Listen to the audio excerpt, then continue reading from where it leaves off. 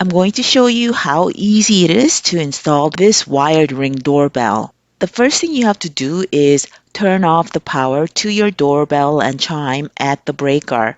My breakers were not well labeled, so I had to flip a lot of these switches on and off to identify this breaker, which I already switched to the off position as the one that provided power to my doorbell and chime. Now I need to install this power kit, which helps ensure that the Ring doorbell gets the power it needs. And there's a small piece of double-sided foam tape on the back of it, so you can stick this on somewhere inside the doorbell chime box.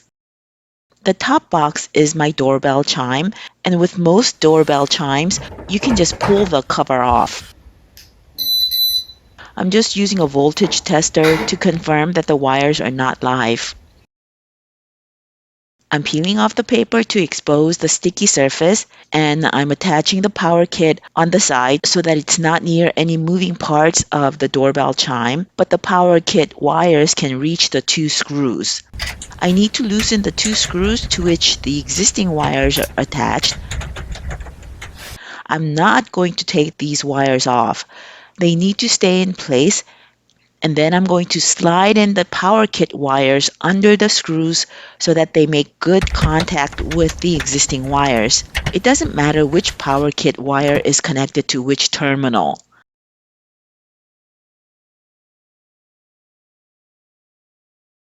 And then I just retighten the screws,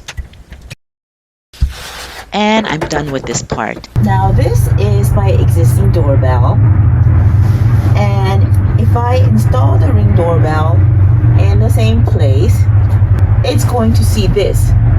Now the Ring doorbell comes with this mount that allows you to install the doorbell at an angle. This is an improvement, but now it's going to see mostly this direction, but I don't know how much of the front it'll be able to see. I would like to have the angle be a little bit greater, at least this much. Amazon sells inexpensive adjustable mounts like this that allow you to install the Ring doorbell at a greater angle so that the doorbell can provide a better view of the front of the house if your existing doorbell isn't already facing the front.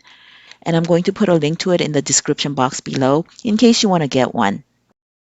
As for me, I just cut a piece of this old used wood trim and will use it to help increase the angle of the corner mount that came with the doorbell. First, I need to remove the old doorbell.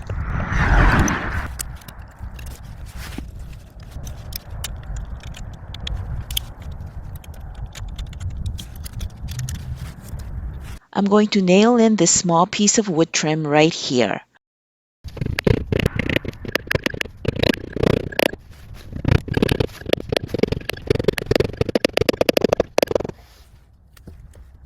I'm going to install the mount over the wood piece right here. I'm marking where the screws will go in, and I will be using these screws that came with the doorbell. But first, I'm going to pre-drill the holes.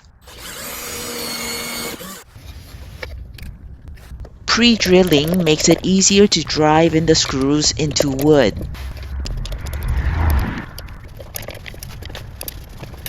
Finally, I'm going to install this doorbell to the mount. After removing the clear tape on the front, you can take off the silver faceplate by just pulling up on the bottom of the faceplate. I need to take off the faceplate to attach the doorbell to the mount. You might want to keep the faceplate off until you're done setting up the Ring app on your phone because you may need to push this yellowish orangish button on the side as part of your setup. Also, you'll need to scan this QR code to start setting up the Ring app, but the QR code is also provided on a separate piece of paper that's included with the Ring doorbell. I'm going to attach the doorbell to the mount by putting in screws through this hole at the top and this hole at the bottom. I'm going to use these 2 blunt screws that came with the doorbell to attach it to the mount at these 2 holes on the mount. The doorbell wires get connected to these 2 terminals located in the back of the doorbell, and it doesn't matter which wire gets attached to which terminal. To do this, I loosen the screws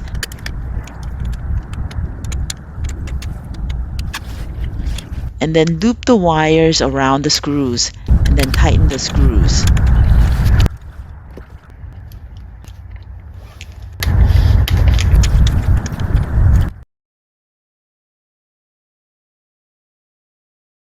I'm going to redo the red wire so that it's more securely looped around the screw.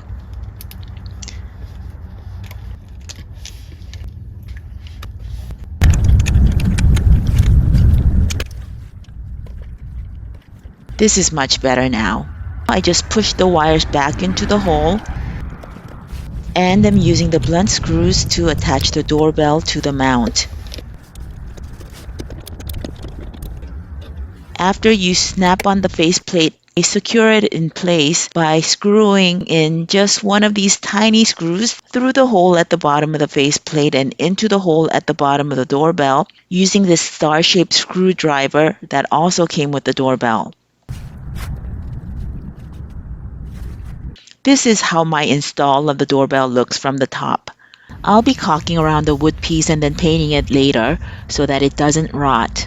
Here you can see the angle of my doorbell. And you can see that about 30% of the view on the screen is taken up by view of the door trim on the opposite side of the doorbell, but I think there's still an acceptable view of the front yard. This is the sound made by the Ring doorbell.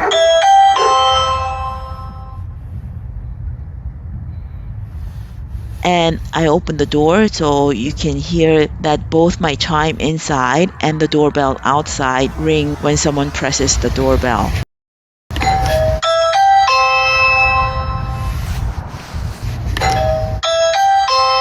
This video does not show you how to set up the Ring app on your phone, but that's also really easy to do because the Ring app guides you through the setup with step-by-step instructions. If you get stuck during the Ring app setup, you can leave a comment describing the issue and I'll respond if I know the solution. It's only been a couple of days since I installed the Ring doorbell, but already a mystery has been solved. A couple of times I found what looked like a small dog's poop in front of my door, and I was thinking, who lets their dog go all the way up to a neighbor's front door to poop? Well, when I woke up a couple of days ago, I noticed that I missed a motion alert from 2:30 a.m. This is hard to see because I don't keep my porch light on, and I didn't exactly catch him in the act, but I'm positive he's the culprit.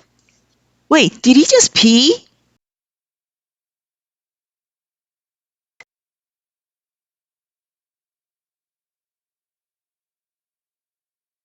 I'm no surveillance expert, but I think he did.